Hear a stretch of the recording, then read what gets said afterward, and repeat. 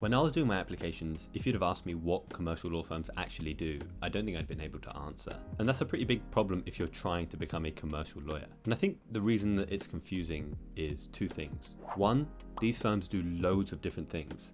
And two, they give them labels that are kind of confusing to understand if you're not already in these jobs. So in this video, I'm going to go over the 3 categories of work that commercial law firms actually do. If you're new here, my name's Idin. I'm a corporate lawyer in London and a New York qualified attorney. I make videos about the law application process, my experiences as a lawyer, and that sort of stuff. So if you're interested, consider subscribing to my channel. I also run an email newsletter called LITTLELAW. It helps aspiring lawyers break into legal careers. So if you want to check it out, it's linked in the description. Anyway, let's get to it. So commercial law firms are firms that deal with commercial clients, which basically means businesses. I've heard in the past that people get confused between the term corporate law and commercial law. So if you want a video on that, let me know and I'll make that too. But for our purposes, if you hear commercial, think business clients. Commercial law firms have some characteristics that make them different to other types of firms, like high street firms. As I said before, commercial firms have businesses or companies as clients. They tend to do really high value work, and most of them have offices in different countries. And the work commercial law firms do falls into 3 categories. The first way commercial law firms help their clients is by giving them advice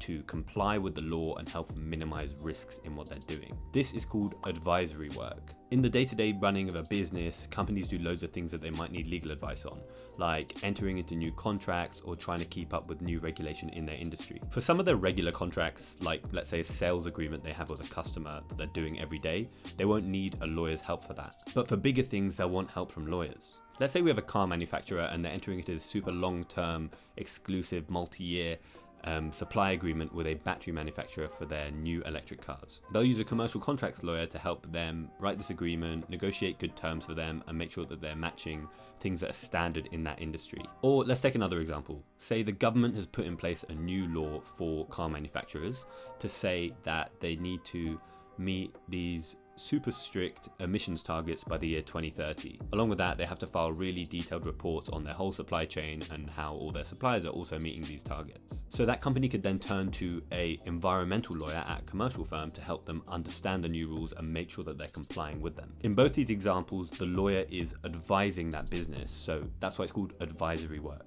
The second thing that commercial law firms do is help clients when they're buying or selling things, and this is called transactional work. Now, they could be selling anything. It could be a business selling its factory site to another company, and that would require the help of a commercial real estate transactions lawyer. Or it could be a founder who's built their company and is selling their company in a corporate acquisition, and that would require a corporate transactions lawyer. Here's where it gets interesting, because it's not just transactions lawyers that get involved in transactional work. So for example, let's say your firm is leading on a corporate acquisition. Your client is a big software company and they're buying a smaller software company. Usually the corporate transactions team will lead on this kind of work, but as part of the due diligence process, you'd get help from other lawyers in your firm too. For example, the IP lawyers. Before our client buys that target company, the IP lawyers will be looking over their trademarks and their software license agreements to make sure they're all okay. And IP lawyers aren't thought of as being transactional lawyers, but when they're doing this type of work, they're doing transactional work or transactional support work. So you can see how one lawyer in a single practice area can work across more than one of these categories. The final category where commercial lawyers help their clients is when things go wrong. In a law firm, this is called contentious work, and it's when there's a dispute between 2 companies. Typically, the lawyers who deal with this kind of work are called commercial litigation lawyers. But again, you can see contentious work being done by other practice areas as well. So for example, you could have real estate disputes lawyers. They'll get involved when 2 companies have a dispute over the terms of a commercial lease. Like let's say there's a falling out over the rental obligations of the tenant or use of car park spaces. Or for example, in my training contract, my first seat was in the financial services regulatory disputes team. We worked only on disputes that were related to the rules that financial regulators put on financial institutions like banks. So you can see that there are loads of different niches you can work in, and all of it falls under the umbrella of contentious work. So now you know the 3 categories of work that commercial law firms do.